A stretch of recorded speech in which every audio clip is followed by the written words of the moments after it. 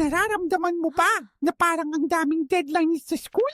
Yung tipong ang needs bar mo ay puro pula na at isang tense moodlet ang lumalabas. This is distress o bad stress para itong game boss na mahirap talunin. Pero paano kung sabihin kong may good stress? Ito ang tinatawag na eustress. Ito yung kababago ang isang performance o exam. It gives you a boost, parang isang power up. So ito ang hack. Huwag mong isipin ang project bilang isang malaking monster.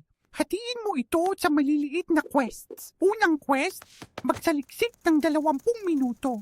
Pagkatapos, quest complete, makakakuha ka ng plus 10 happiness points. Bawat maliit na tagumpay ay nagpapalit ng tense moodlet sa isang focused o inspired na moodlet.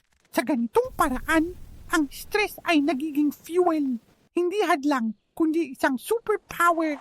Kaya sa susunod na ma-stress ka, i-activate ang iyong quest mode. Kayang-kaya mo yan, Sim Girl!